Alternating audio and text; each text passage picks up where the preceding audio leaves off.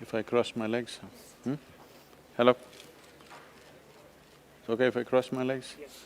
My brains don't work if I don't cross my legs. Please.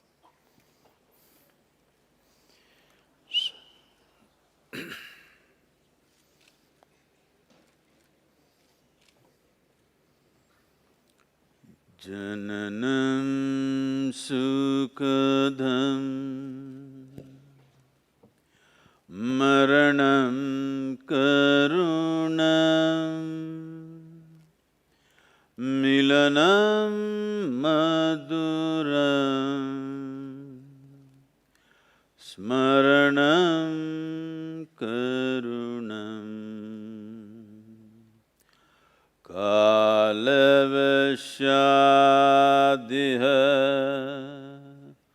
sakalam karunam samayadhipate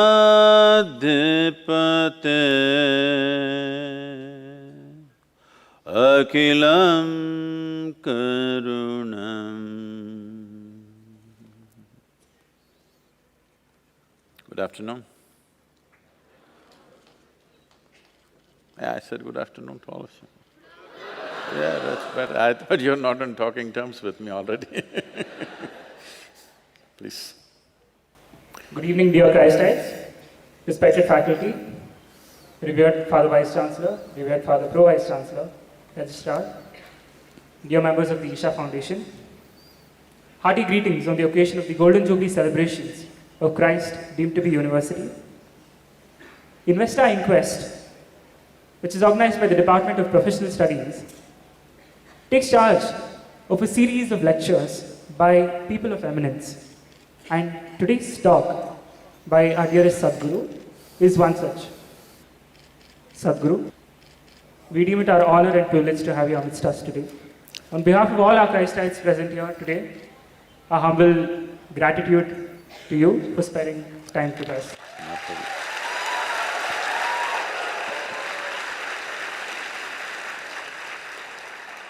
Without further ado, we will now focus on the question and answer session.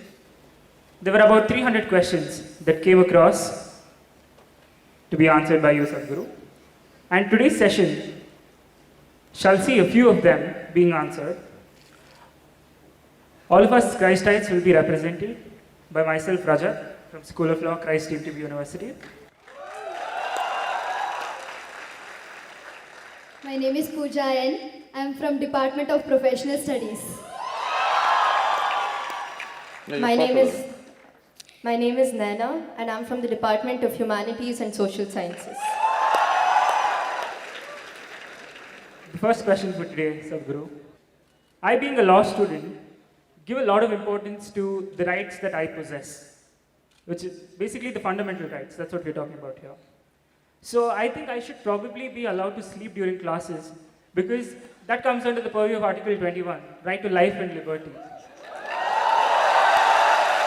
But I also have a sense of responsibility that I should stay awake and focus on what is taught. So, how do we youth handle the rights and responsibilities? Or if I can say, how do we youth balance between rights and responsibilities? If you're that unwell that you have to sleep during the day, you better be in a hospital, not in a college.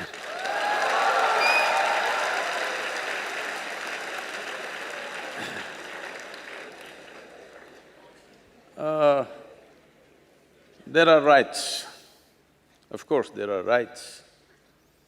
But isn't it your right to become a full-fledged human being? Is it your right? Certainly, yes. And isn't it also your duty to be a full-fledged human being for the people who live around you, that you're not a constipated human being? Hello? Is it not? So you have rights and responsibilities. They're never separate. It's your right. But if you exercise your right, it should be beneficial to everybody. If your rights are detrimental to everybody, including yourself, and a young man wants to sleep during the day, I don't even sleep during the night most of the time. How come you want to sleep during the day? This means you want to avoid life.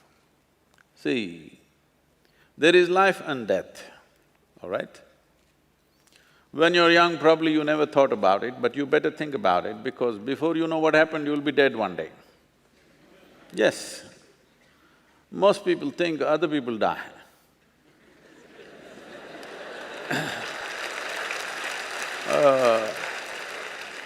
People open the newspaper and see those obituary columns, oh, these are all dying kind of people. I am an immortal kind. No, I'm reminding you, you and me will die. Well, in my experience, it feels like I was born day before yesterday, but see, in my experience, I still feel like it's just a few days ago I was born. But time goes by. So, what you call as life is the dynamic nature of a certain energy that we call as life. When it becomes static, we call it death. Yes? Sleep is just like death. Why you're going into sleep is just to bounce back with new vigor of life. Because if you don't go to sleep tonight, tomorrow morning you will become like this. But there is a way to deal with that also. If you manage your energies properly, if you manage your body and mind properly, these days I'm getting a little lazy, otherwise for over 25 years, I manage with just about 2.5 hours of sleep on an average. Today I'm sleeping anywhere between 4 to 4.5 hours a day. But if I did not sleep for 3 nights and 3 days, nobody can make out anything is wrong with me, I will be the same, doing all my activity as I am. Why I'm saying this is, what you call as life is the dynamism of this energy. What you call as death is static. Sleep is static, isn't it? Well, some amount of it is needed because rest is the basis of activity. But we are only resting to be active. We are not resting to rest. Then you will rest in peace. Even if you are… I don't know what is your sleep quota, being a lawyer. If you're sleeping 8 hours a day, let us say, safely, I can assume 8 hours. 8 hours a day, you're sleeping away 1/3 of your life.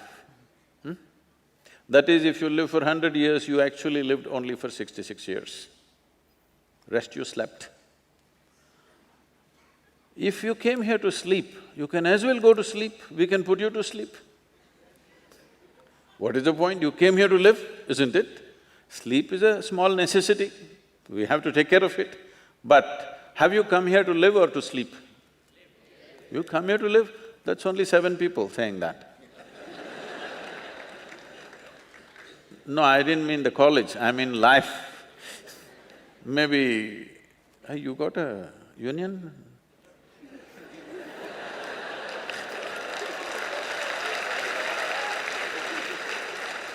I don't know if there is a sleeping union because only 7 people said, I want to live. I'm not talking about the college or the university, I'm talking about your life. In this life, have you come to live and experience life in every possible way, or have you come here to sleep? Live. If you come here to live, sleep would naturally become minimal. Have you noticed on a particular day, when you're very happy, you're really, really happy, for some reason, I won't go into the reasons. For some reason you're very happy, that day if you don't eat much, if you don't sleep much, it doesn't matter at all. Have you noticed this? You're a little depressed, you want to sleep. So sleep is not a tendency. Because you have made your existence in some way burdensome, sleep is a relief from that burden. When life is burdensome, you want to sleep away. If life is exciting and you're joyful and ecstatic, you don't want to sleep. You definitely don't want to sleep on a day when you're very happy, isn't it? On a day you're miserable, you want to sleep. So you first fix this, don't try to fix the sleep. You become an exuberant, joyful, alive life. To what extent the body needs to sleep, it will sleep. You have a right to live, you have no right to sleep.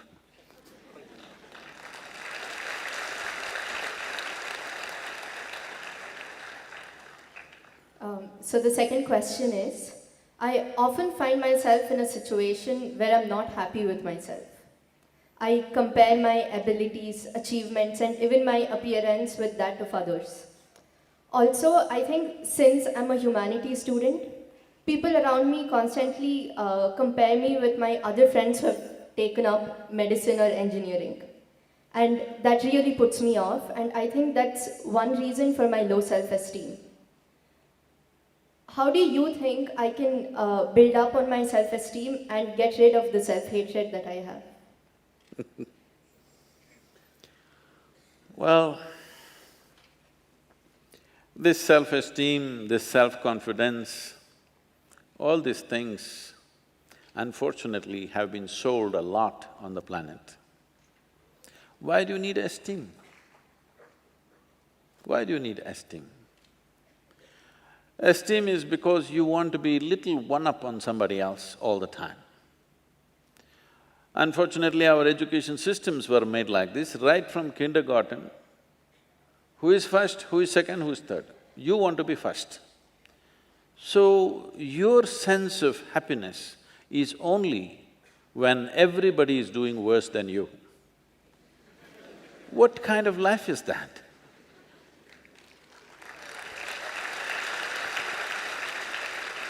Why are we structuring our lives like this, that if everybody is doing badly, I will feel great? I think it's sickness. Hello? You think it's joy or sickness, please tell me. If all of you are doing badly, I feel great because I am number one now. No, this should go. From an early age, unfortunately, this is being imposed upon a child's mind that you have to be on top of everybody else. This is like, I want you to just imagine if this happened to other creatures. Let's say it happened to the plants and trees and animals. If an ant wants to become like an elephant, that is going to be a terrible ant-elephant, isn't it? Suppose a mango tree wants to become like a coconut tree. It will be a horrible mango tree because with one branch like this, no mangoes will come out of this. A mango tree is like this, a coconut tree is like that. That's how it should be. This has happened because in so many ways, people have put these things into your mind, what is good, what is bad, what is high, what is low, what is up, what is down. Because of this, you have never paid attention to every aspect of life in the sense. Maybe humanities people and lawyers and what are you? Huh? Oh, the accounting people. You never paid attention to these things. I spend a lot of time paying attention to all kinds of creatures, ants and grasshoppers and worms and everything. If you observe, let's say an ant, or let's pick up something little more than an ant, like a grasshopper, it's easier to see him. If you look at him carefully, whoever created this grasshopper has paid as much attention to a grasshopper as they have paid to this one. Please pay attention and see. When the source of creation has given equal attention to ant and you, who the hell are you to think an ant is a lowly creature and you are some superhuman being?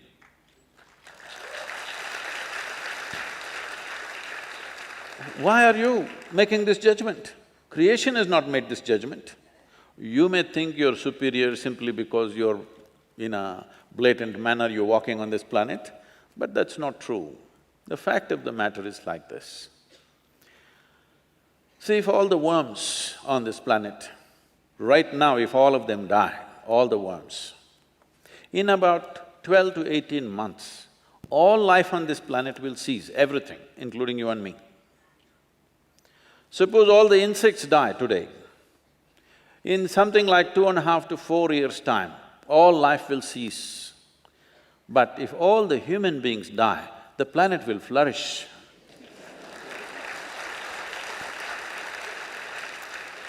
Yes, we make good manure. If human beings go away, right through this building trees will grow, isn't it? Yes or no? Everything will flourish. So, who the hell is telling you that you are the most significant life?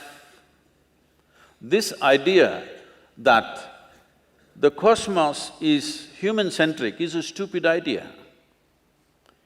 In this cosmos, even this solar system is a tiny speck. Tomorrow morning, if the entire solar system evaporates, nobody will notice it. That's how small it is. In that tiny speck, planet Earth is a microspeck. In that microspeck, Bengluru is a super microspeck. In that, you are a very big person with great self-esteem.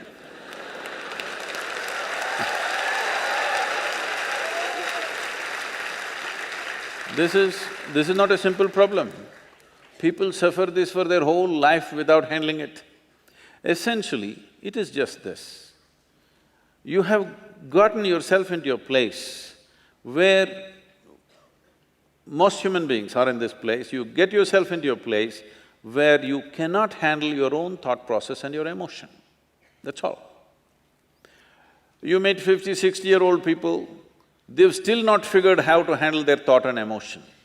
These are basic faculties. When the hell are you going to learn how to use your thought and emotion? Suppose you're 20 years of age and you still don't know how to use your fingers, people will say you're handicapped, isn't it? You are whatever age you are and you still don't know how to use your thought and emotion, are you handicapped too? Hello? Are you or are you not? Yes. You are, you're crippling yourself. Why has this happened?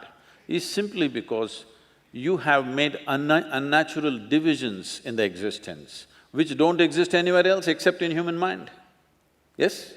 Nowhere else does it exist except in human mind. Because you're a little girl, can I call you a little girl? Okay. Yes, you can. No, I'm telling you the boys, she's not a little girl for me, she's a little girl. So, when my daughter was growing up, she grew up with me traveling all over the place. When she was 3.5 months of age, she's traveling with me alone. I'm driving all over India with her in the strapped to the seat of the car. So, she grew up like this, and every day we're in some different family. People are wonderful, but there is a problem with the adults. The moment they see a child, they want to teach the child something that's not worked in their life.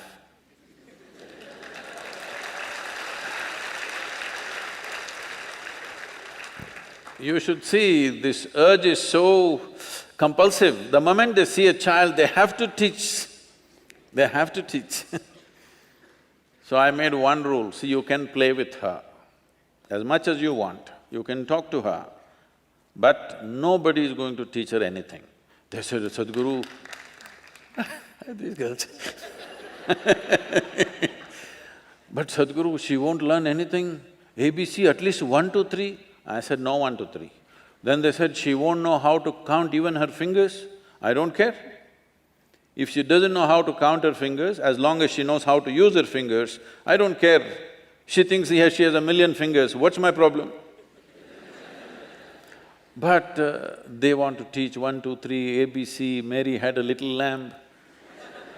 I said, I don't care whether Mary had a lamb or no lamb.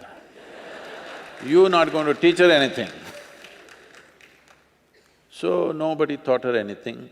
She's all ears, everybody treated her… because if you have nothing to teach, you have to treat somebody like your equal. So she grew up. By the time she's 2.5, 3 years of age, she can speak in terms of remembering about 700 to 800 names, all adults. She thinks they're all her friends because everybody spoke to her like she's an adult. And I would not have sent her to school, but my schedule went totally crazy and I had to put her in some school. So when she was 12, 13 years of age, one day she came back home and something that happened at school disturbed her. So she came and came to me and said, "You're teaching everybody so many things, you're not telling me anything." I said, "See, I don't do it unsolicited. Now that you've come, just sit down. This is all you have to know. Never look up to anybody." She looked at me like this, "What about you?" kind of thing. I said, "Especially me, because the moment you look up to me, you will miss it completely. If you look at me just the way I am, there is a lot of value to it. If you look up to me, what will you do? Probably take my picture and nail it to your wall, like you nailed so many people who are of value in this world. You just look at me for what I am, don't look up to me, and never look down on anybody. This is all. Never look up to anything, never look down on anything. If you see everything just the way it is, everything has immense value. Everybody has a place and value to their life, isn't it? Every creature has value. Because we did not realize that, how many things we have destroyed in this world, simply because we think this is valuable, this is not valuable.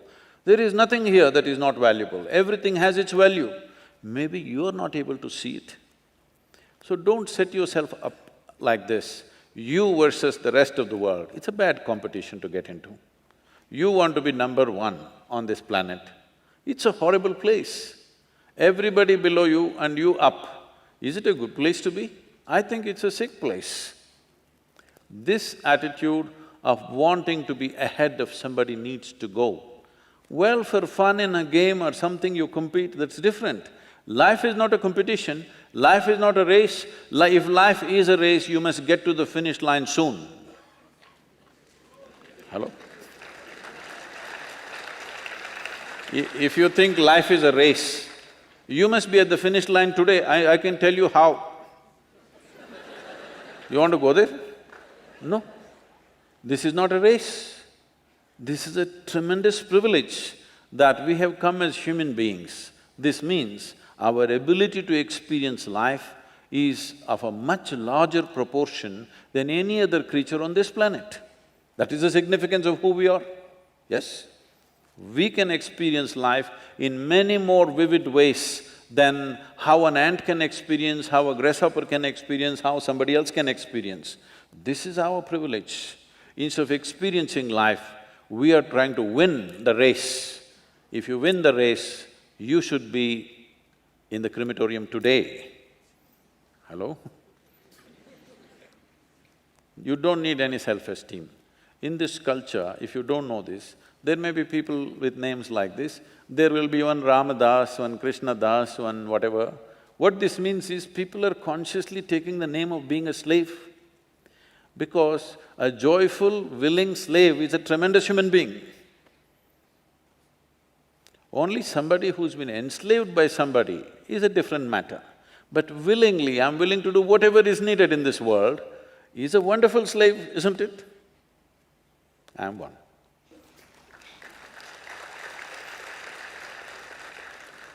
And the next question is, I'm sure many of my friends will relate to this question. We find no purpose in what we are studying, and and we feel we are studying just for the sake of marks. And we feel most of the times we regret for the decisions that we have made. We feel like trapped sitting inside the classroom. We want to go outside, explore the world, learn and do a lot of things outside the classroom. But we are also scared. If not studies, what else to do? If not studies, what should we be doing in our life? How to get rid of this confusion?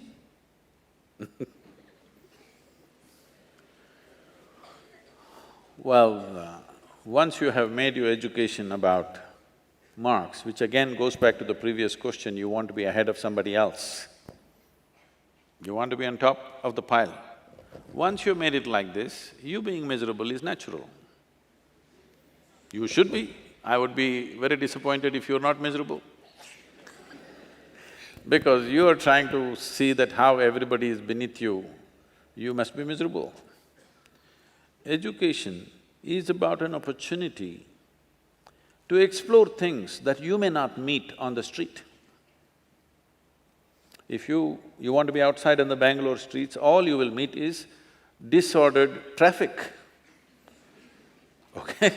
Whole totally disorganized traffic and terrible noise is all you will meet. At one time this was called a garden city, that's different.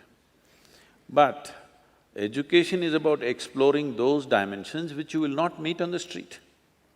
This does not mean you have not seen the street, of course you've seen the street, you have explored it, you did not find anything except plastic bags, filth, cigarette butts and this and that, you didn't find anything more than that, right? Hello? On the street. So that is why you came and sat in the class. But because you have chosen something which doesn't mean anything to you, you have chosen something because somebody told you, if you do this course, you will get a better job. Again, you want to be better than somebody, that's all. When you invest your life in doing something that you don't care for, in my opinion, you must be miserable. Otherwise, what is the point of making the choices? What is the point of investing our lives in something that matters to us? Because when we invest our life in something that matters to us, it may not be recognized by the world, you may not get good marks for it, but you are investing in your life to what really matters to you. Well, at this stage in your life, if you've not figured out what that is, it doesn't matter. All you have to learn right now is, we call this sadhana, okay? In the spiritual parlance, this is called sadhana. What sadhana means is, the word sadhana literally translates as a tool. So this is about sharpening your tools, learning to use your body as a tool, learning to use your intellect and mind as a tool, learning to use your emotion and energy as a tool. Everything that you have should become your tools. That means they take instructions from you and do things for you. Right now, if you say, I'm miserable, essentially, you can give it 1,000 reasons. Simply, the basic thing that's happening is your intelligence is turned against you, that's all. Hello? If you remove half your brain, you will sit peacefully. Yes or no? So the problem is intelligence. Your own intelligence has turned against you. Now you can call it misery, now you can call it depression, now you can call it all kinds of things. You can give as many exotic names as you want. Essentially, your intelligence is not your sadhana. That means, it is not in your hands to use it the way you want. It is turned against you. If you sit here, you're miserable by yourself. This means what? If you're with me and miserable, you can blame it on me, Sadhguru, it's because of you I'm miserable, I am okay. But if you sit here alone and you're miserable, you're obviously in bad company, isn't it? Hello? So, this is one thing you must address. Education is not just about learning. All this learning business will be useless and meaningless in the next 5 to 10 years. Once the machine learning comes, everything that you can learn in 20 years, one little gadget will know. Your phone can do 10 PhDs a day. That's what is going to happen in the next 5 to 10 years. Because we have been misunderstanding memory as intelligence. Everything that you can do with your memory, a machine will be able to do better than you. So education is not just about learning, education is about learning to use yourself, learning to use your body, your mind, your emotion, everything in a certain way. It's very important that you know how to remain focused on something that doesn't mean a damn thing to you. It's very important. See, people who'll say that they lack concentration, they fall in love with the neighborhood somebody. Oh, they're fully concentrated. So it's not that they lack concentration. They say, I don't have good memory. Show them a suspense thriller movie, every scene they will remember. So their memory is pretty good. Only thing is, they have not learnt to use their mind in such a way, it doesn't matter what, they can apply themselves. If that is not there, you will not make a headway with your life. all the time world will not be throwing the kind of ball that you want to hit. Do you understand? When you go and stand at the cricket pitch, they're not going to throw the ball, the kind of ball that you want to hit, they will throw that ball that you cannot hit. Yes or no? Only when you hit that ball that is difficult to hit, then people will say, you are fantastic. Otherwise, you will be playing baby games all your life. I will do only what I like, I'll do only what I like.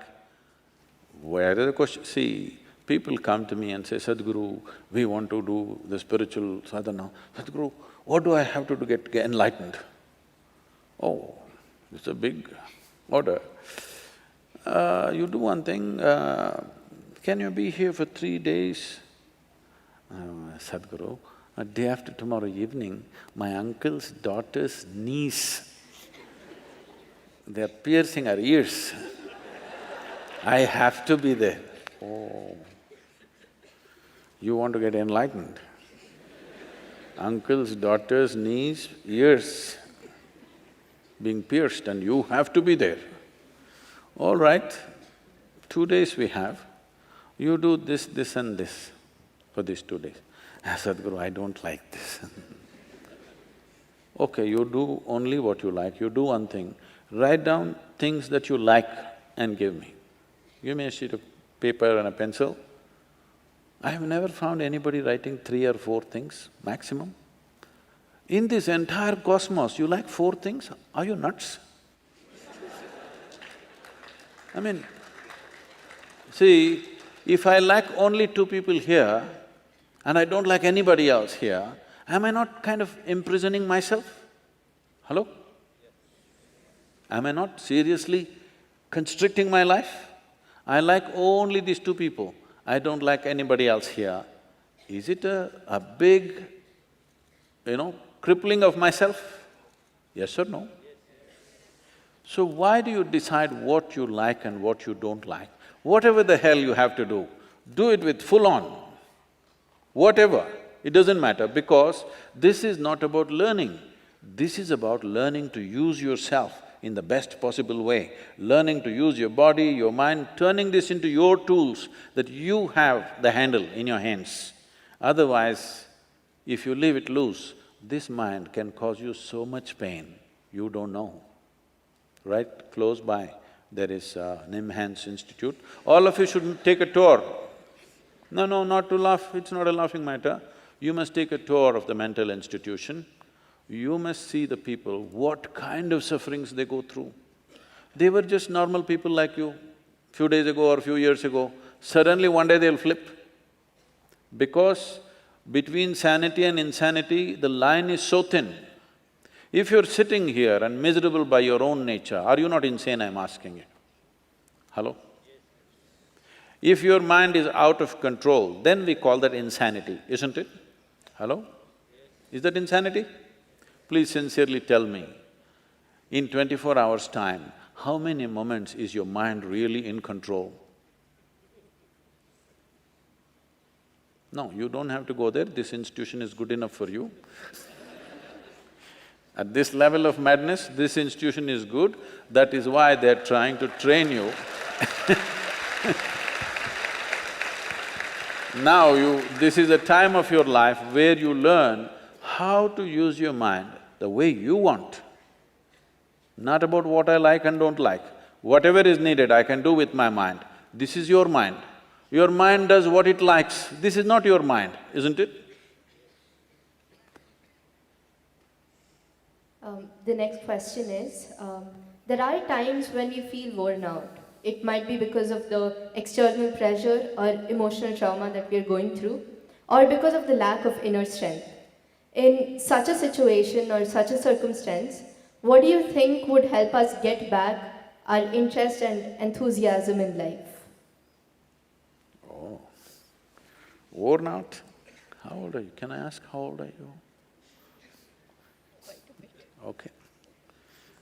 No, we won't tell you that. No, at this stage in your life, you should not be worn out for any reason. As you said, emotional trauma. So you need to understand this. These are all become regular words to be used in the society. People think they have a right to be stressed. See, if you say, I'm stressed out, I'm worn out, I'm tense about something, tension, stress, all this, people think it is their right. It is not your right. It is a great disaster that you're unfolding upon yourself. Because stress, anxiety, all these things means you just don't know how to manage your thought process and your emotion, isn't it? Or even your chemistry. To look at it in a very fundamental way.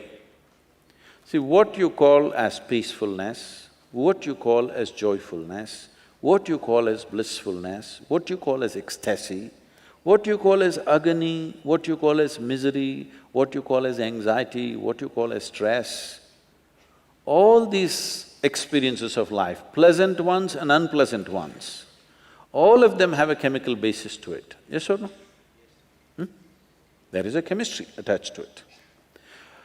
Suppose you lose your peace today, what happens? First thing is you will snap at somebody who is at home. They always give the first dose. But people think it's natural, it's normal rather. Then you pick a quarrel with your neighbor. It goes on. Then on the street you will yell at somebody. Then you come here and shout at your professor. Now people know you need medical attention. The moment you start screaming in a place where it's going to have serious consequences for you, people know you need medical attention. If you go to your doctor, initially he tries to talk you out of it, usually it doesn't work. So the next thing is he will throw a pill into you. You take this little pill, you feel little peaceful. Not for good, at least for a period of time. It works in a limited way. What is this pill? Just a little bit of chemicals. If you put these chemicals, you're becoming peaceful. So what is peace? Certain kind of chemistry. What is joy? Another kind of chemistry. What is ecstasy? Another kind of chemistry. What is misery? Another kind of chemistry. Every human experience has a chemical basis to it. And now, this is the most sophisticated chemical factory on the planet. Do you agree with me? Most complex and sophisticated chemical factory on the planet is here. They say what is happening in a single molecule of DNA cannot be done in all the chemical factories on the planet put together. That much complex chemistry is happening. Now the question is only, are you a good manager of your chemical factory or are you a lousy manager? That's all the question is. Yes? If you manage a chemistry of blissfulness, people are always asking me, Sadhguru, how day in and day out with such variety of activity, how are you like this? I keep my factory is managed by me, not by my enemies. Your factory also must be managed by you, isn't it?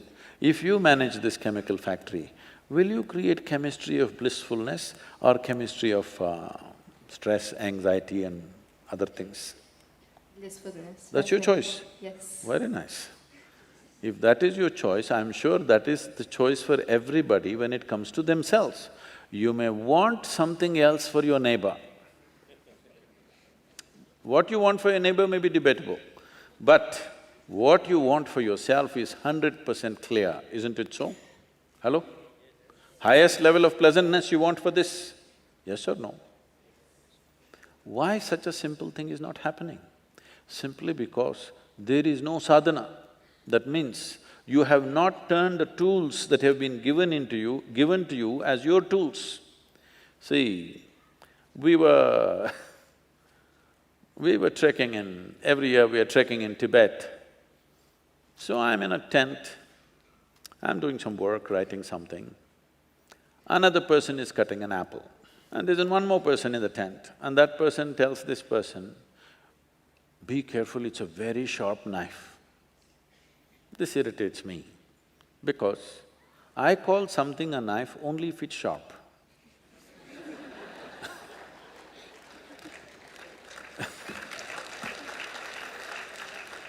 If it is a child, I understand, you say these things. This is a full-grown man.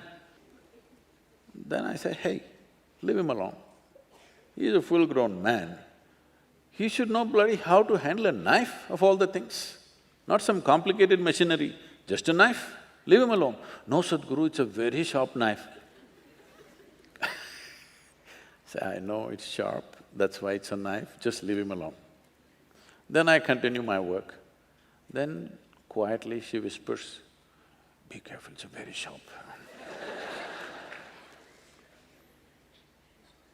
And after 2 minutes, he cuts his hand. Then I say, okay. Why I'm telling you this is, we don't give a knife to a child's hand, not because a knife is dangerous, simply because a child's hand is not steady. He may harm himself or somebody else. Yes? Knife is not a dangerous instrument.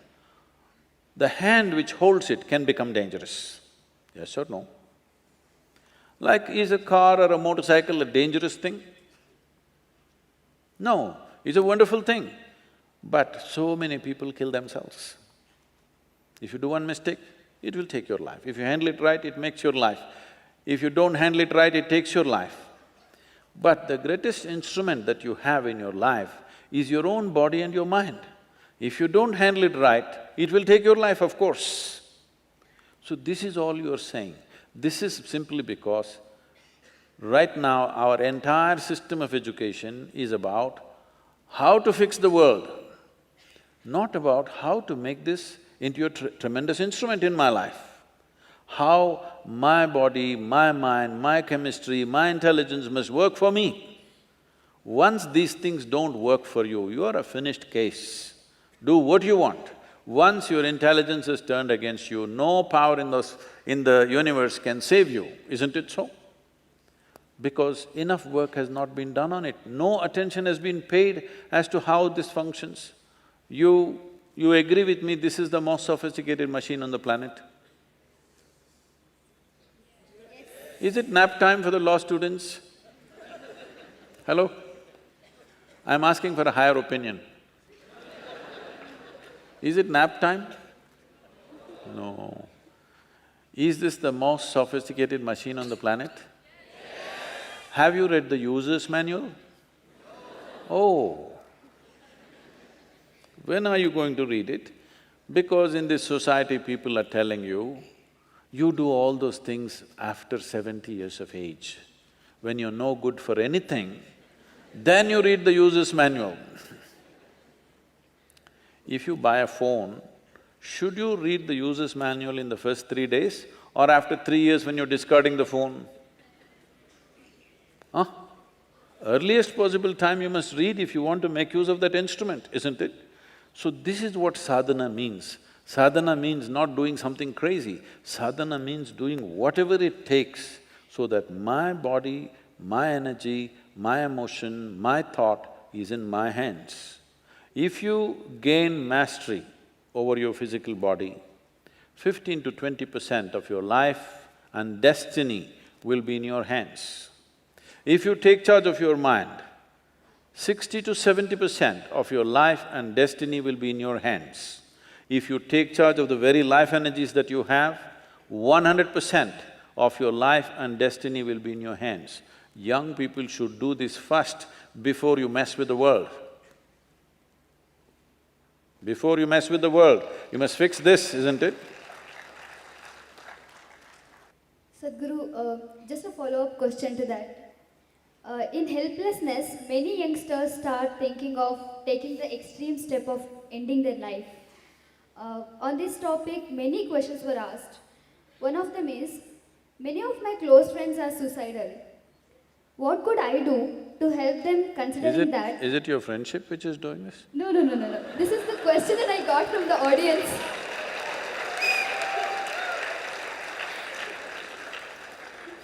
This is one of the questions. Oh. I thought you were quite a friend.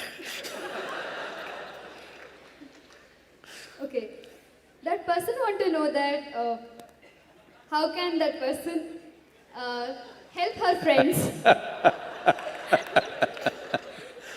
help her friends get rid of this thought. And they don't want to do yoga. That's a rider, huh? So, let's answer from this end. First of all, what is yoga? Well, right now unfortunately even in this country where it all began, people's idea of yoga is actually a rebound from the American coast.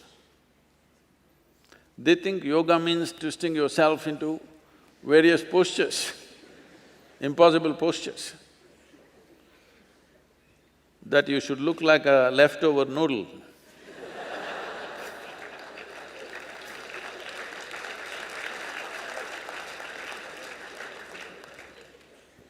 No, I want you to understand what yoga means. Yoga means union.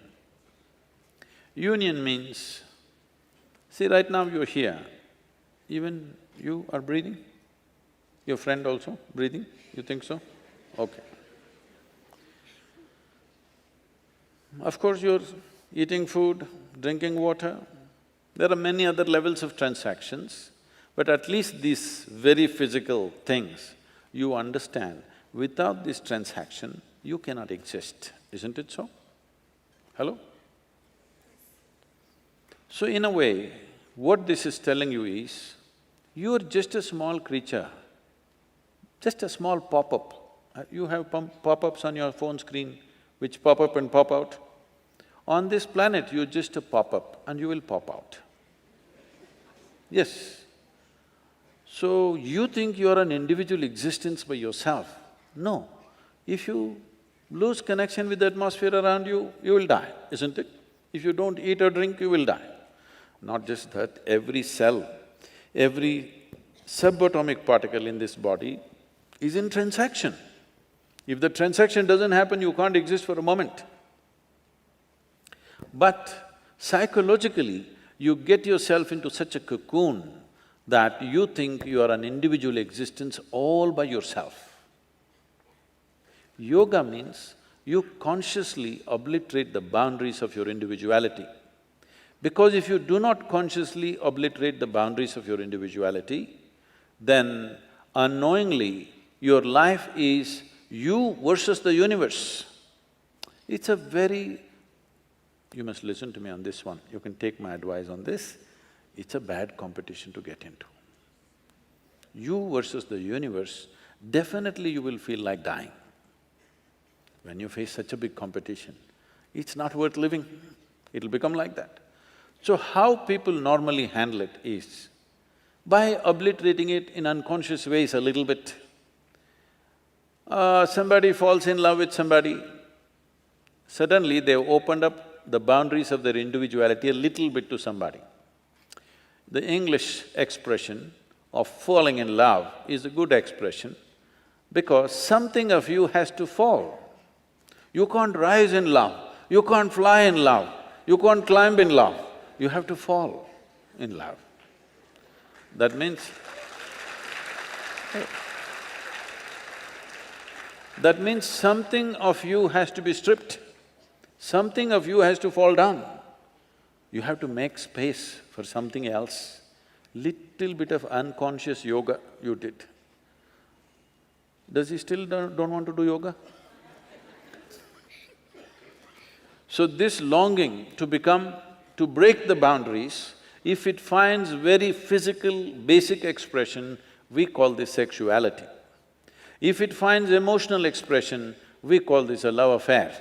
If it finds a mental expression, it gets labeled as ambition, conquest or simply shopping. If it finds a conscious expression, we call it yoga. In your life, what do you think? Whatever you do in your life, is it better to do consciously or unconsciously? What do you think? Consciously. So if you do a conscious obliteration of your boundaries, you understand you are unnecessarily building a psychological structure where you're feeling trapped. If you consciously obliterate this is called yoga. If you obliterate it physically, it's called sex. If you obliterate it emotionally, it's called love. If you try to obliterate it mentally, it's called achievement, conquest, ambition, fulfillment, victory, these kind of things. But all those things, how long do they last? Momentarily, because it's unconscious. If you consciously obliterate the boundaries of your individuality, you can sit here like the universe with the same stability. Now, where do you want to die and go? Because anything that you did not make, you have no right to destroy, isn't it? Did you make this life? Hello? Did you make this life? Are you capable? No. Then how come? Your only problem is your mental structure has become a mess. You can easily unmess it. They must do yoga. Hope they got the point. But Sadhguru, a lot of us youth, how do we make time to it? How do we make time to do sadhana? Because we're so tied up, we probably stay up a little late completing projects, assignments. Not just the youth, but a lot of the seniors also. They probably stay up till 12 o'clock, 1 o'clock, and then wake up again by 6 o'clock in the morning and rush to their work offices 7, 8 o'clock. I personally leave my house at 7:30, 8 o'clock and reach college by 9. So how do I make time? Not just me, but there are a lot of other individuals who probably have the same question. So how do we deal with this? See, time, the demand of time is very minimal. To be conscious, do you need time? You are anyway walking unconsciously. Can you not walk consciously? Would you walk more efficiently if you walk consciously? Hello? If you drive, if you walk, if you read, if you write, or whatever the hell you do, would you do it better if you were doing it consciously? So in what way does it come in the way of time? Well, there may be some practice to stabilize you. Investment of, let's say, 20–30 minutes a day may be there. You have to make time, because if you make that time, one thing is your own psychological structure gets so organized. I can show you this. Suppose we take a video of you when you think you're working, busy. We've done this to people.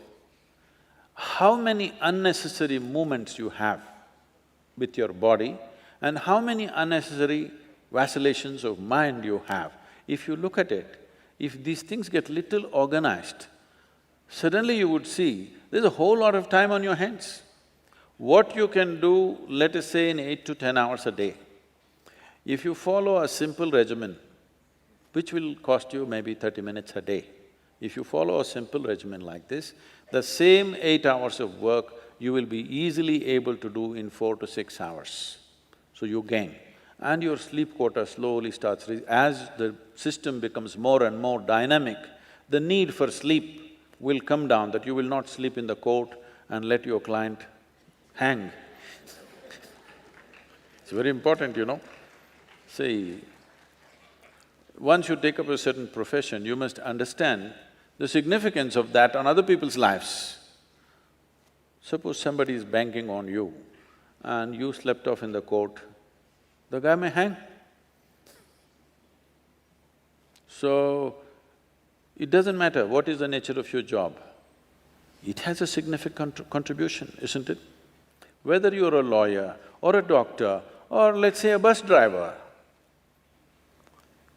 if you are not alert and fully there, would it be a disaster for somebody else? You must know this, that when you're doing this, you must understand in how many ways you're contributing to somebody's life just by doing the simple job that you're doing. But unfortunately, most people think they're doing it for the money that they get. Money will come anyway if you do something well, all right? The important thing is, the joy of doing an activity is that you know how many lives you're touching by doing what you're doing. Whether…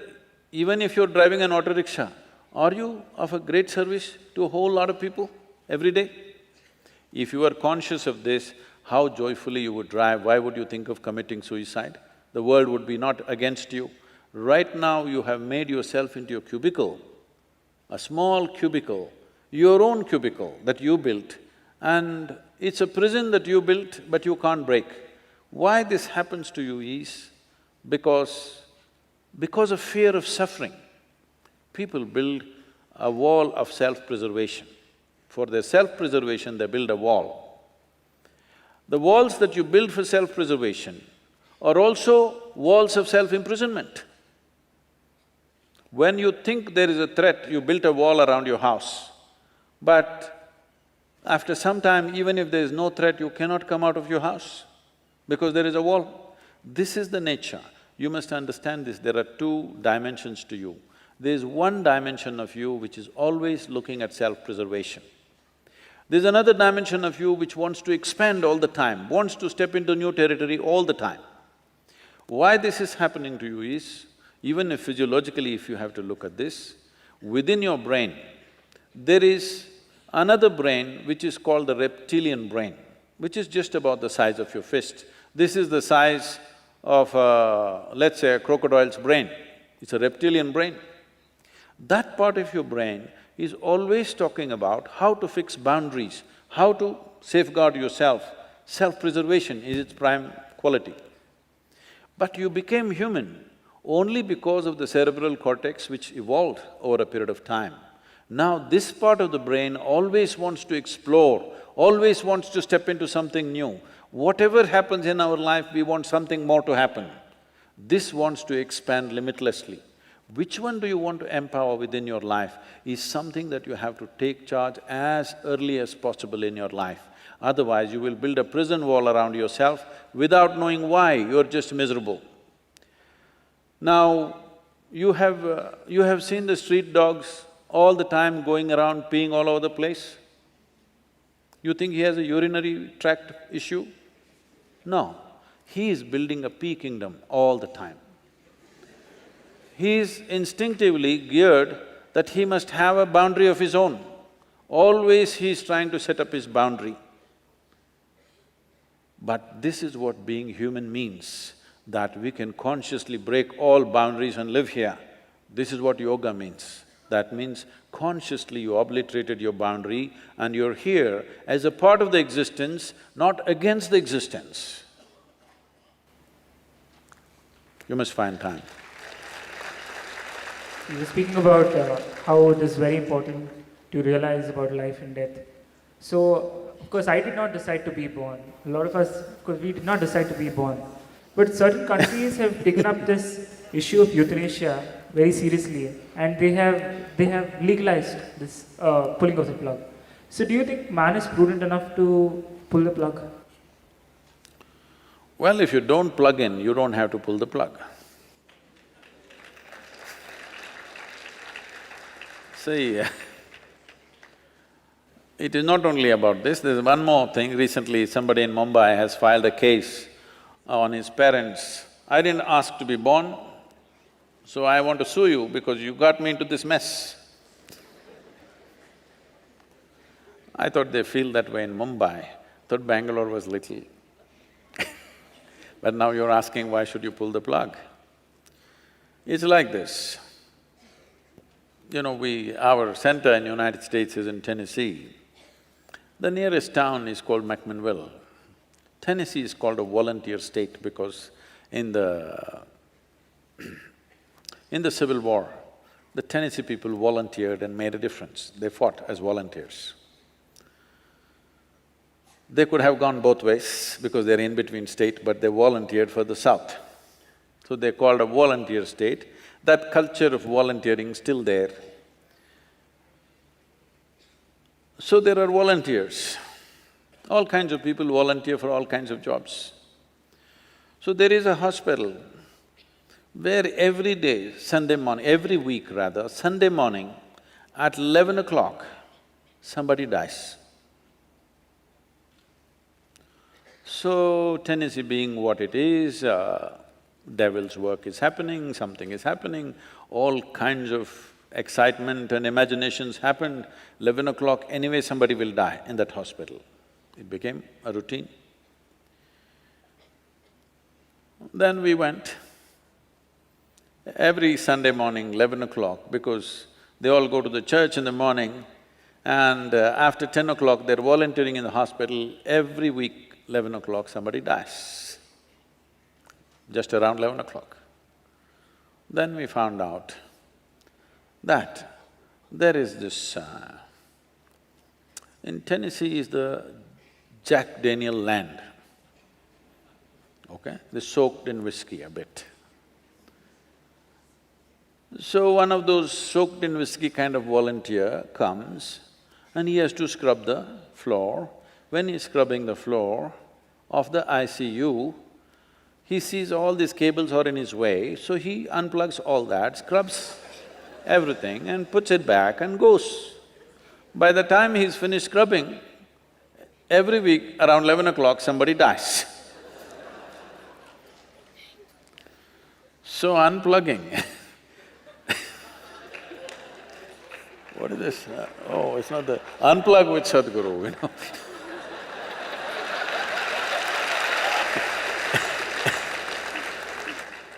If you do not know this, 80% of the medical care expense in United States happens in the last 23 days of somebody's life. That is nearly $3 trillion bill, all right, is the medical care. In that, 80% is spent in the last 23 days. If people are willing to die 23 days early on an average, nearly $2.5 trillion the country could save. And those 23 days are not wonderful 23 days, those 23 days are this kind of days. They have to check every few minutes whether you're alive or dead, that kind of aliveness. So, because we have advanced in medical science, we are able to drag it and drag it and drag it as if we should not die. No, it is very important, we should live gracefully. When time comes, we should die gracefully. This doesn't mean you don't give them medical care, but when a judgment is made that there is no way for this person to recover, it's best they go home, quietly die. Unless they're in a painful condition, some pain medications can be given. There's no need to go on pushing them one more day, because all this does is, this is just feeding the medical industry, that's all. This is not doing any good to that person, nor to the family. It is just feeding the medical industry, it has to go. But how to take this call is a difficult call. It's a very difficult call. People may start misusing it in so many different ways. So we have to set up a system that misuse can be almost eliminated or minimized to the minimum level, because people may start misusing it. The families may misuse it, the doctors may misuse it, some enemies may misuse it. If people have wealth, so much misuse may happen. So, we need to take care about that. But at the same time, this is a misuse of science also, that a man, in every way the life wants to go, but you don't let it go, you want to push it one more day because the bills are going up. It's not right. So, it's a hard call to take, but we have to take that call somewhere. The next question is, Sadhguru, human body is made up of an unimaginable number of atoms, particles and molecules, and even the mind is really very complicated. With these two complicated instruments, how is one expected to live a simple life?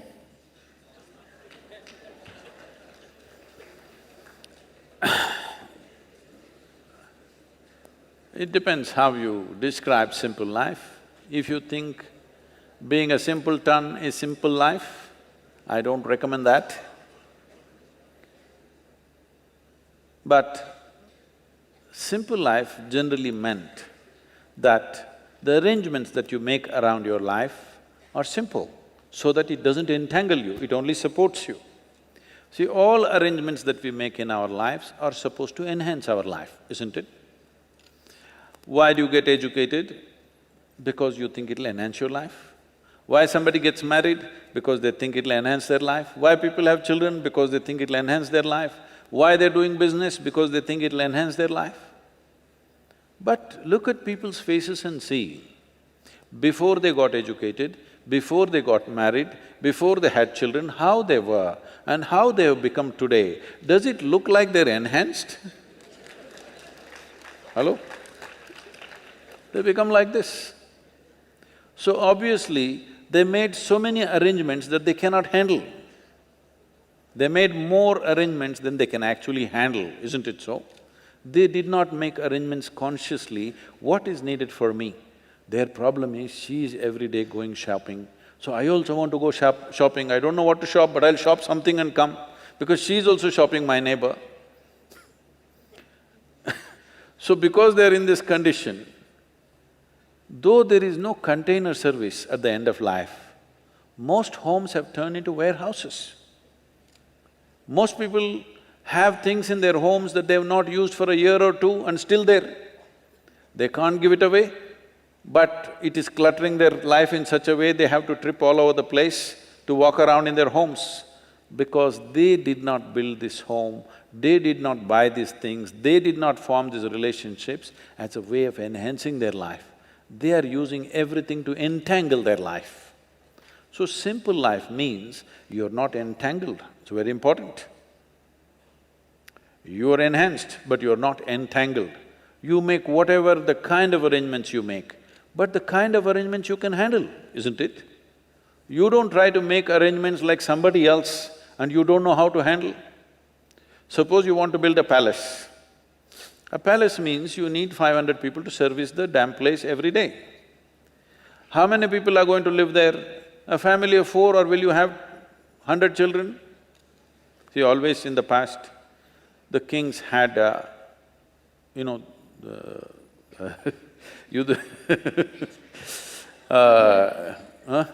Mahabharata. Yes, 100 children, all right. You planning something like that? Then don't make such arrangement.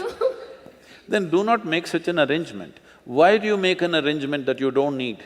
If you make an arrangement that you don't need, these arrangements will become entangling. So if you… what kind of arrangement is best for you?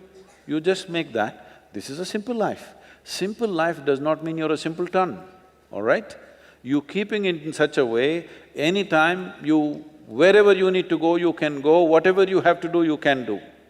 I was, because our center is in Tennessee,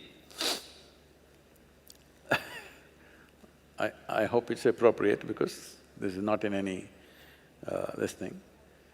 In United States of America, there is a segment of people who believe that next time when Jesus comes, he will come in United States. Generally, it's believed he will come in Mount Olive in Jerusalem, but now US people are saying, why will he go to Israel? That's not a good place to go. He will come in United States. So they asked me a question like this in a large gathering, Sadhguru, what do you think? Jesus will come in United States or in Jerusalem? I said, see, last time he came in Jerusalem and he said, come follow me. Only 12 people. Today you're celebrating him as a great being, but only 12 people followed him. In that, one of them freaked on him, all right? But if he comes to United States today, if he says, come follow me, you have a bank loan, student loan, car loan, house loan, holiday home loan, you are mortgaged for 45 years. If Jesus says, come follow me, nobody will be there because everybody has to go to the bank. So you have entangled yourself in such a way, even if the most significant things happen, you can't change the direction of your life. Hello? If the greatest things came your way, you cannot change the direction of your life. This is a slave's life, isn't it? What is slavery? He cannot choose. That is slavery, isn't it? Now, you are making that kind of arrangements in your life, you cannot choose, you're stuck in your own arrangements. A spider weaves a web for other things to be caught. But if you're that kind of a spider, you build a web in which you are caught, you're a stupid spider, isn't it? And most human beings are in that condition.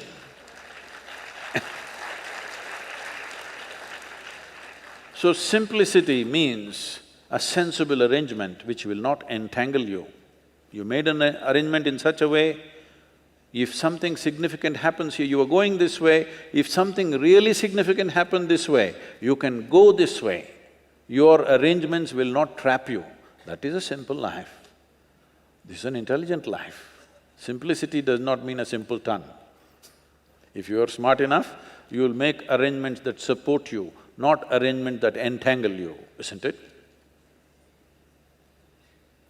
As a part of Sadhguru's global campaign to answer questions regarding truth and sharing words of wisdom, he started the Youth in Truth campaign and the Unplug with Sadhguru series. We will now have a few questions from the social media. So the question is, Sadhguru, is it alright to be ordinary or should I be special at something? And this question is asked by Shruti. That reminds me, there was a time when Isha Yoga, we used to print a brochure called Isha Yoga, from ordinary to extraordinary. It was a 7-8 day program. People came and day 1, day 2, they said, "Sadhguru, you said something special will happen, nothing special happened to me." Where did I say anything special will happen? No, in the brochure it said ordinary to extraordinary. I said ordinary to extraordinary.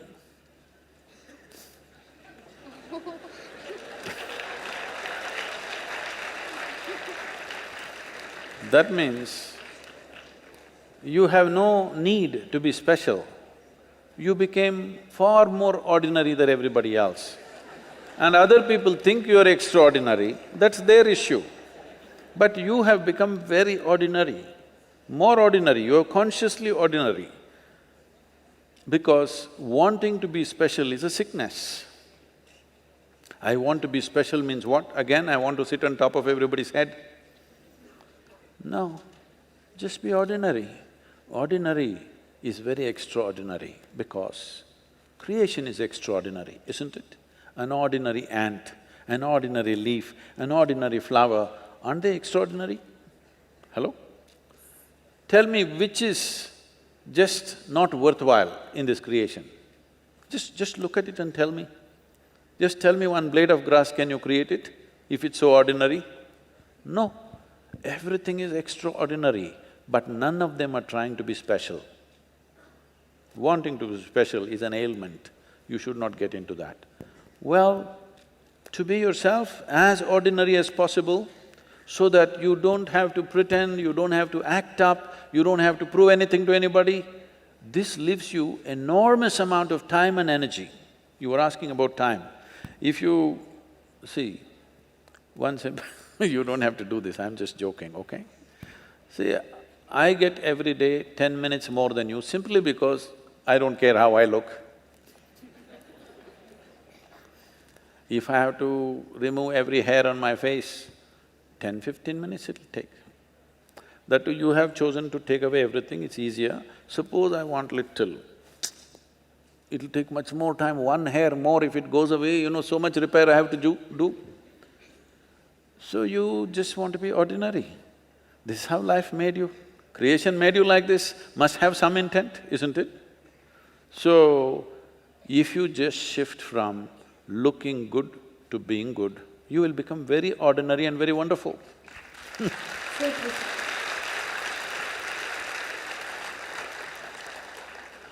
So the next question has been asked by Rahul. What is the right age to have a boyfriend or a girlfriend? Rahul wants a boyfriend.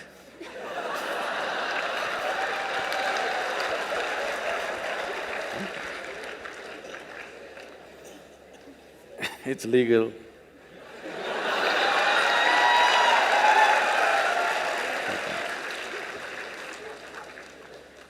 So,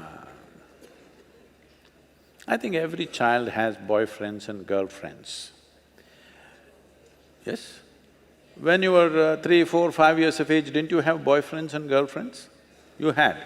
Now you are giving it a new meaning to this simple friend. Well, A friend need not necessarily mean you have to get physical with them. Hello? This is something that you have picked up from certain societies where body is everything. See, why is it so that today it has become like… This was only in United States, but today it's everywhere. If you say a relationship, people think it's a body-based relationship. Well, don't I have a relationship with you right now? Don't you have a relationship with your parents, your friends, your teachers? You don't have a relationship? Hello? Yes. But you cannot say, if you say, I have a relationship with my teacher, they will think, oh, you are doing some hanky-panky with your teacher. Why have we become like this? See, the problem is just this, your intelligence has been hijacked by your hormones. If I say, you are my friend, that means I must mess with your body, is that a necessity? Hello? Can't we be? Okay, you're a girl if you're my friend, but I can't say you're my girlfriend because it'll be understood in a different way. Why this has happened is, we are giving too much significance to body-based relationships. You must understand, there are relationships deeper than the body. You can hold such profound relationships with people without your body being involved in it, isn't it so? Possible or no? Well, body-based relationship may be necessary with somebody, that is fine, that's your choice. But that is only possible in a limited way. But friendship and relationships are possible at various levels with enormous number of people, possible or no? You can hold intimate relationships with thousands of people. I have very intimate relationship. The way I'm sitting here right now, I assume a certain intimacy with you. But if I use the word intimacy, people think two bodies should be rubbing. See, if two bodies are rubbing, only skin is touching, all right? Skin is the outermost cover of who you are. How can that be intimate? I don't consider that intimate.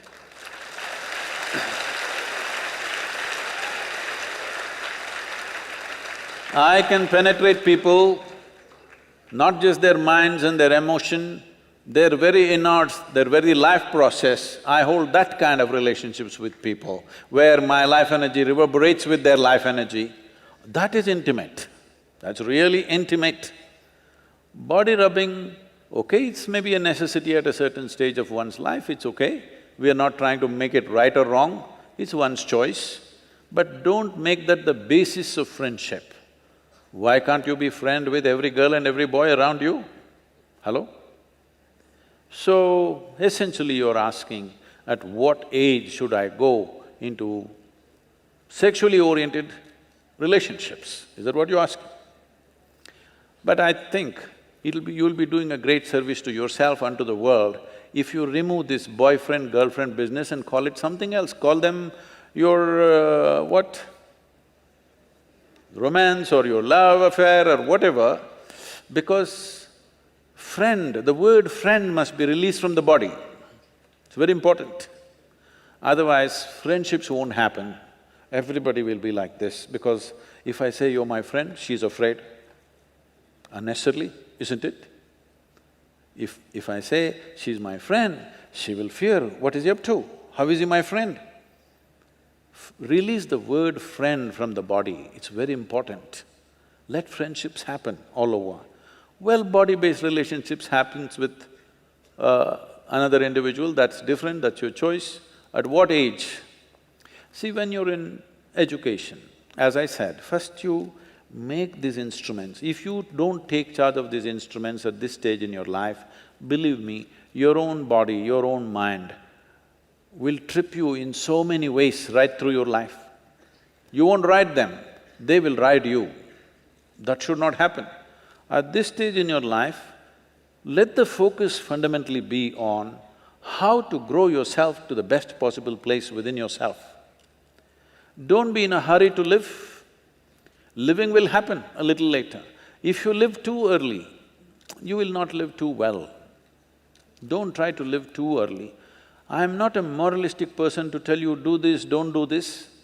If somebody has such a compulsive need, they can do it. But everybody need not make it a trend that if you're in college, you must have a sexually oriented relationship with somebody. There is no compulsion like that. There is no such rule that it must be so. One can grow. There is a… I've spoken this before, but I must tell you this. Among the mango farmers, there is a practice. If you… across India, this is well known. If you plant a mango sapling, within 12–14 months, flowering will happen when the season comes. A mango farmer meticulously removes every flower from the plant because if you let it go, it will bear fruit. 1 or 2 fruits will come out of this little plant. Only those which are not allowed to fruit up to 3 to 4 years will become full-blown trees and bear lot of fruit. Those plants which bear fruit too early will never become full-fledged trees. So a mango farmer has this wisdom, he keeps on nipping off every flower. Similarly, human beings should not be in a rush to live. The important thing is, before you try to live, you are in a place high enough so that life will roll out well for you. You live too early, then it could become an uphill task all your life. And tomorrow, many turmoils are happening. See, if you go to Western universities, right now, I was just at Ross Business School just this week. I was at Ross Business School, then in Harvard Business School, and if you look there, I don't know what's the percentages, but people tell me, or if you just look around, you will see, most of the faces there are Indians, Chinese, and like this. Only about 40% are Caucasian race or American white, though they are the majority population there. Why this is happening is, these Indian families and Chinese families, their children have a certain support system and they have to live with their parents till they are 25 or so, till they finish their university. But generally the white families, by the time they're 18, they're out of their families, they're all living with their partners, they're going through emotional stuff, they have to make some money for that, and daily evening they have to take care of their partners, no time to go to the library, no time to study. All the toppers are Indians, Jewish community and Chinese. You just see across the universities in United States. So what does this mean? A whole lot of Americans are not even finishing university simply because they have a boyfriend and a girlfriend going, and it will not always go smooth, things will happen, daily turmoils, problems, you know. Every day these things are happening. So, it is very important, this will not come back to you. This time of your life will not come back to you. People were asking me, Sadhguru, why are you doing this Youth and Truth? Wherever I go, one common refrain is, when I meet people, they say, Sadhguru, where were you when I was 20? Now you come when I'm 60, what am I supposed to do? Then I decided, okay, let me step out and meet all those people who are below 25 years of age. That's why this Youth and Truth movement started. Now, you need to understand that this is a time of your life when you're at the highest level of energy. At this stage in your life, if you create a certain focus and balance within yourself, this energy will translate into something fantastic. But at this stage in your life, if you do not bring focus and balance and you earn it, let's say when you're 40, 45, you will not have the same energy. This is something that youth don't understand, that they think this level of energy will be there all your life. No, no, no, it will pass. It is just a question of 8 to 12 to 15 years maximum. From the age of 14 to 30, there is a certain upsurge of energy. At this time, if you learn how to manage this, keep a balance and focus to your life, you bring a focus to your life, this life will function and play at a higher level of life. If you don't bring those things and you're in a hurry to live, then you will see it becomes an uphill task. Not that you won't make it at all, you may make it, but unnecessary struggles through life. So it's individual choice. If somebody has such a strong compulsion, they may go for it. Don't make it a trend that if you're in a college, you must have a body-based relationship, not necessary. The floor is now open for all fellow Christites to ask questions. So if there are any, yeah. My name is Sinchana from the Department of Management Studies. So, my question is, how do I see or understand Adiyogi as a Swayambhu, which is self-born, and Aja as unborn, since both are contradictory? Also, he is referred as limitless and nothingness. So, can you please state your opinion? Say, today you're in… please sit down. You're in management studies. If you complete these studies and go to work somewhere, people say you're a manager. Over a period of time, those people who work around you, they keep referring to you as a manager, and in their experience, you are a manager, isn't it? Whatever you may think within yourself, maybe you will also start believing you're a manager, but others definitely see you as a manager. Similarly with various things. So Adiyogi literally means the first yogi. A yogi means who consciously obliterated all boundaries around him. See, because you have a set boundary, this is me, that is you. Suppose the boundaries actually exist only for the physical body, isn't it? This is my body, that's your body. This is my mind, that's your mind. But I want you to understand, there is no such thing as this is my life and that is your life. This is a living cosmos. You captured a little bit of it, I captured a little bit of it, somebody else captured a little more. That's about it. Now, if you're identified with your body, you're somebody. Yes? If you're identified with your mind also, you call yourself, I'm this or that. But if your identity is not with your physicality or with your psychological structure, you're really a nobody, isn't it? If you're a nobody, are you limited or unlimited?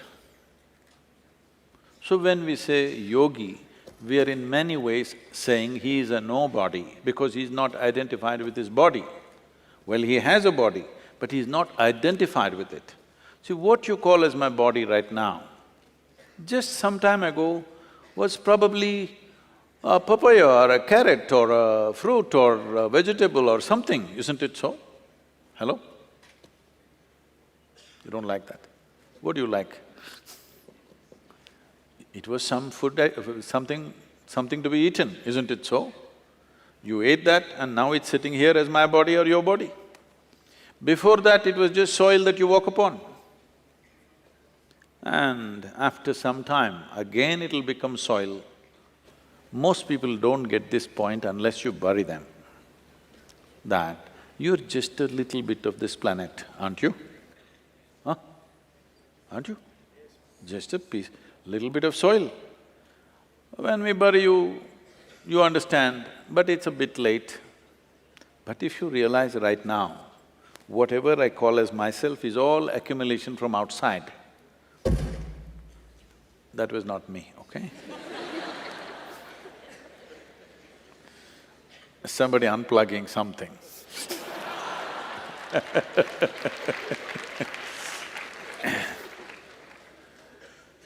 So, if your identity is not with things that you have gathered, what would you identify with? If you identify with the fundamental life process, it's not here, it's just happening all over the place. So in that sense, we are saying he is limitless, because he is not sitting there as a body, nor is he sitting there as a psychological structure. Both these things are outside influences on you. About him being a Swayambhu, it means that he is self-made, everything that he is. See, today you're sitting here, you may not be conscious, but your father, mother, your grandparents and their grandparents and their grandparents, if you go 100,000 generations, all of them are in some way living through you, isn't it? Yes? You may not consciously remember, but your great-great-great-grandmother's nose is sitting on your face without you being conscious about it. Yes or no? So, this is an accumulation of memory, first of all.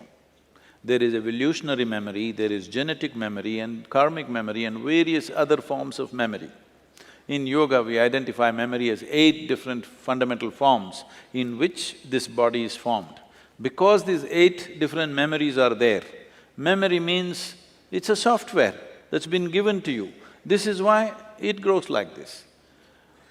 Suppose whatever food you eat, I know you eat the same kind of food, but suppose you eat certain kind of food, the same food, if I give it to my dog, will it become you? Or if I give my dog's food, will you become a dog? Nothing like that will happen. This body will never get confused, isn't it? Because the software is well entrenched. Put whatever you want, this will do the same thing because the memory is well established. So what you call as myself right now is not you. It is a consequence of a huge amalgamation of memory. A little bit you have added your character to it, but rest of it is all come to you from somewhere else. So when we say a Swayambhu, because he is no way using his ancestry, no way using the faculties or the memories of the body, he has placed himself above that. He is completely himself, not a consequence of history, not a consequence of genetics, but he's all by himself. So we call him, he's totally self-made or he's a Swayambhu.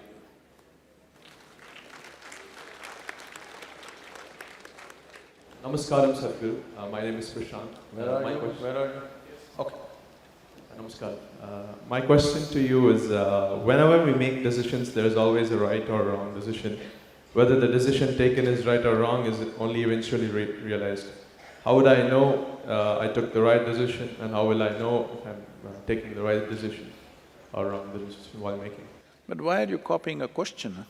Copying it, that's what I had in mind, so I wrote it down. Okay. No, I was never so interested in the examinations, I never bothered. But I saw when I was in college, lot of people inside their sleeve, here, there, everywhere they've written and all kinds of chits and things, but they were all copying answers. Question you copy because… No, I'm not trying to make a comment on you because this is everywhere. Because you are creating such a level of conflict within yourself for every simple thing that you think you could always be doing something wrong, something wrong, something wrong. Well, joyfully do something wrong, it's okay. Hello? Nobody knows really whether they're doing the right thing or the wrong thing. Do they know for 100%? No.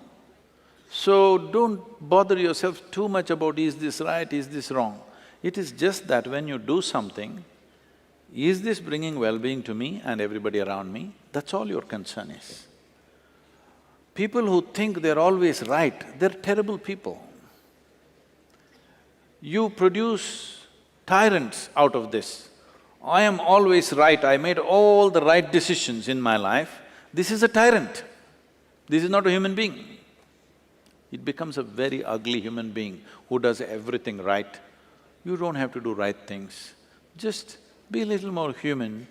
Just make sure when you do something, it's good for you and good for everybody around you, that's all.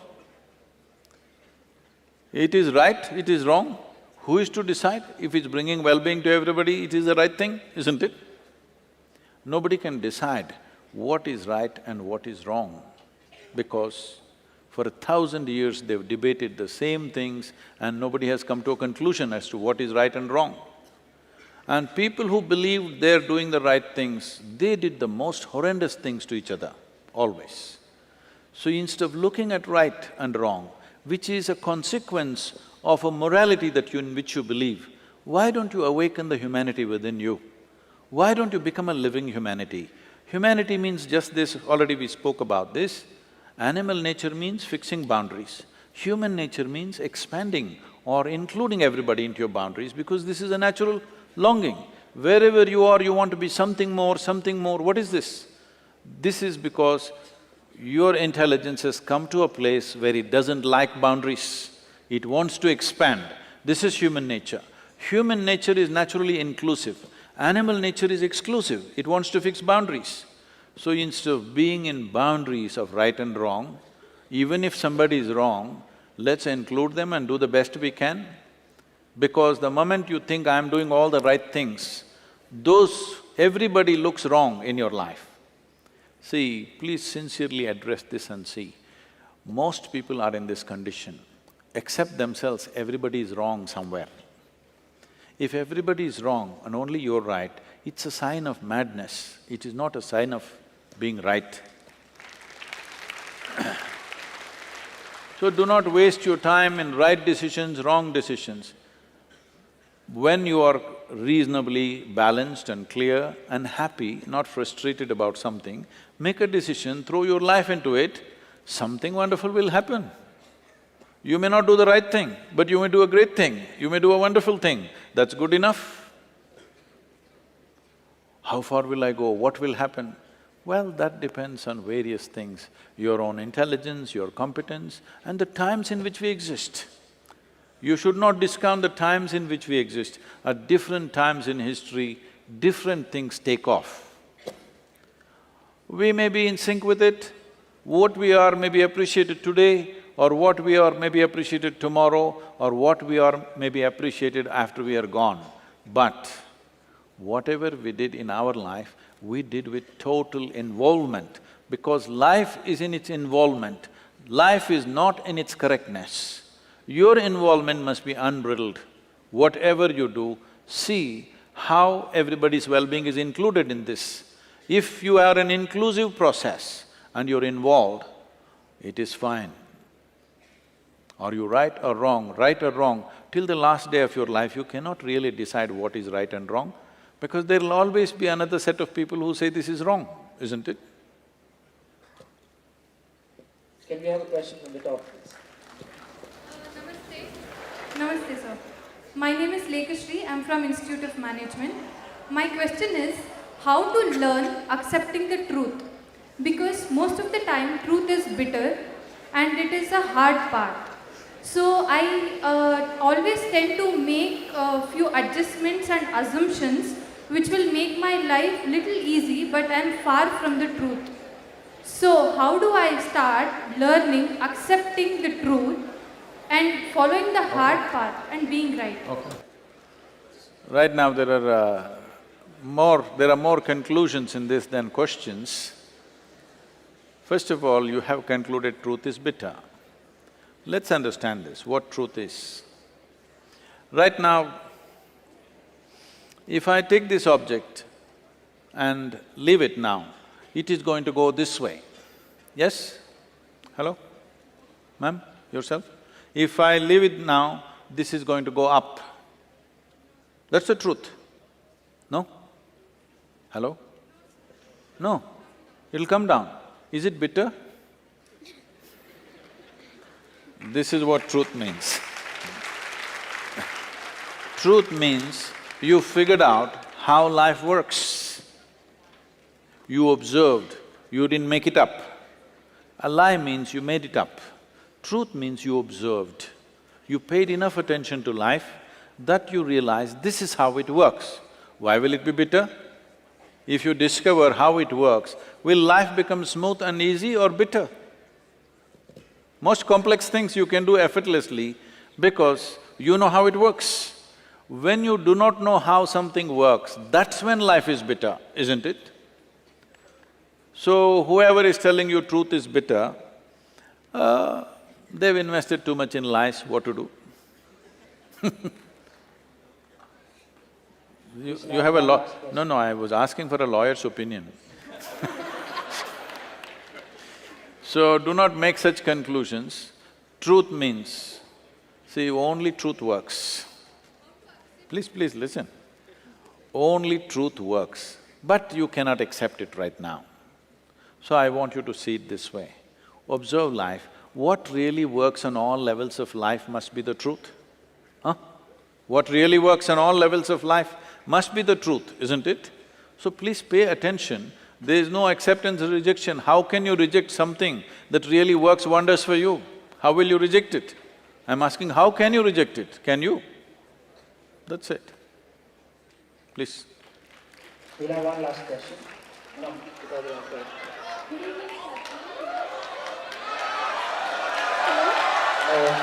will leave it to Sadhguru to decide.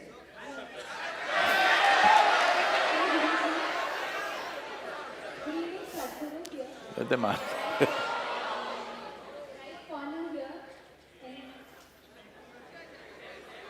What? Oh, yes, ma'am.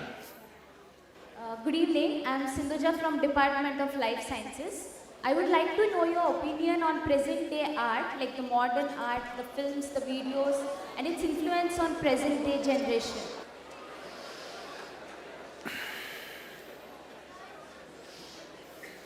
Oh, they're not interested in art, but I'll answer this question, please. It happened once. Mrs. Murjani was in Paris and she's a high socialite. She went into a modern art museum and she looked at each piece of art disdainfully and made nasty comments about everything. Then she came and stood in front of a frame and said, "Who did this horrible piece of work?" Then the curator said, "Ma'am, this is not artwork, this is a mirror." So, well, if you're talking about modern art, there has been some spectacular modern art breaking all norms and creating something really beautiful, intricate and wonderful. At the same time, a whole lot of, let me not say whole lot, quite a bit of modern art has turned bizarre. Everybody wants to do something different without a purpose. When you want to desperately do something different, you turn bizarre. This has happened to modern art, this is also happening to fashion, that modern art and fashion, I wouldn't say everything, but a segment of it has turned quite bizarre because you can see a desperation to be different from somebody and doing something utterly crazy. But essentially modern art as a terminology came because Europe was the main place of art, that's how it is considered. Indian art was never considered art for whatever reason, because here people wanted to depict life as it is. But European art was clearly framed. If this means it belongs to this category, this means it belongs to this category. So artists felt suffocated by this European coldness of separation from one form of art to another. So some people broke those limitations and that was called modern art. So, I think its better word is contemporary art, nothing modern about it. One thing we must understand, if you are an artist, you should not believe you're creating something. Everything that can be created is already created, we can only imitate. If you imitate well, you're a good artist. You believe you're creating something, that means you have not opened your eyes and looked at what's happening in nature. If you pay enough attention, just about everything that can be created is created. There are over 1 trillion creatures on this planet, varieties of creatures on this planet. If you look at one and the other, you can't believe with what purpose that kind of color, that kind of design and that kind of artistry has been done. If you pay enough attention, there is nothing to create, but we like to play the creator a little bit, so we can do it, but we should not believe we are creating something. We are just remix, we are doing a little bit. It's fine, it's human ingenuity, they want to do something. But this desperation to be different should go in art. It should be more an expression, a colorful expression of what may be in your mind or what you see around you, that's fine. As we come to an end of today's wonderful session with Sadhguru, at the outset, I'd like to thank the Department of Professional Studies for organizing this wonderful event. A huge round of applause to you guys on behalf of our classmates. But that boy from the political sciences…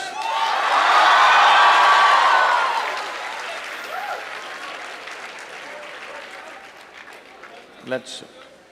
Could a volunteer please help me? I can be audible enough. Am I audible enough?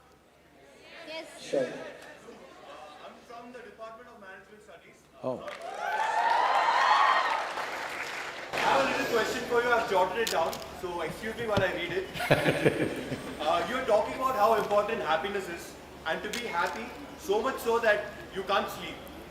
But I believe that emotions like sadness, grief, and guilt, anger are beacons of our values.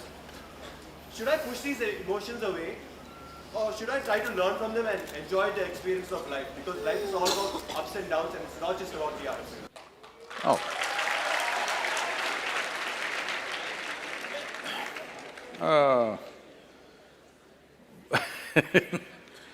Well, the problem is that most human beings are always busy trying to weave philosophies to sustain their limitations. Because you are not able to be ecstatic every moment of your life, then you will say, peace is the goal of life.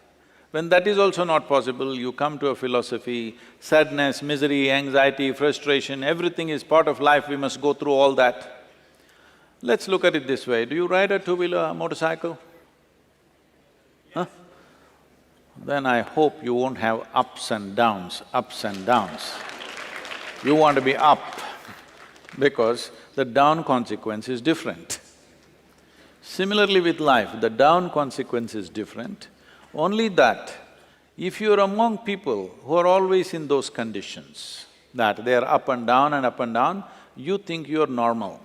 If you're riding with people who fall down every 2 minutes, if you're riding with toddlers who fall down off their little bicycle every 2 minutes or 5 minutes, you think it's normal. But if you're riding with somebody, I lived on a motorcycle but never really fell off. Maybe small spills but never really injuries and things, though I literally lived on a motorcycle at one time, I value that I was always up, never down.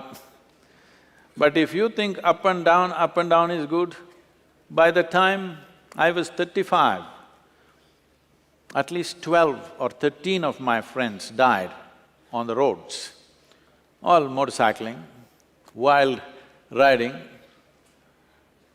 I didn't think down was a good thing.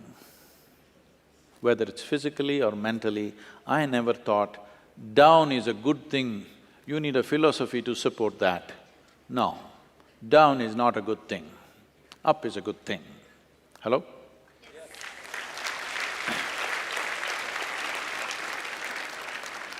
If you think you can learn only painfully, that's a sad way to learn. You can learn joyfully too.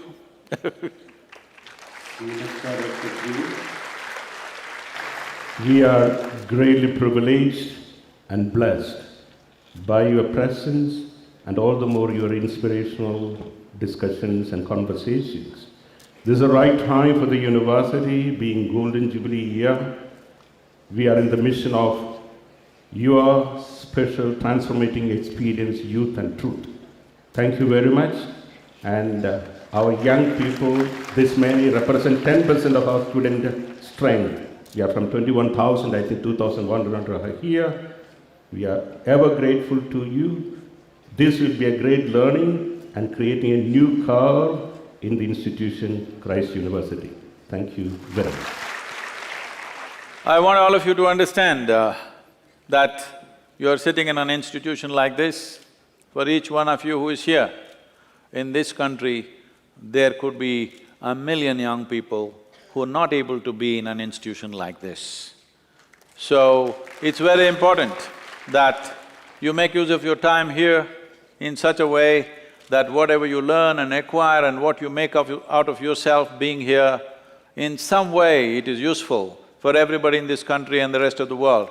Please make sure that your life is a significant life. It's very important. You should not just pass as one more life. You must be a significant life because you have the privilege of being in an institution where knowledge is available, many skills are available. There are 1 million children behind you who cannot get into a place like this. Please make sure everybody benefits from this education. Your education must benefit everybody, not just you. Thank you very much.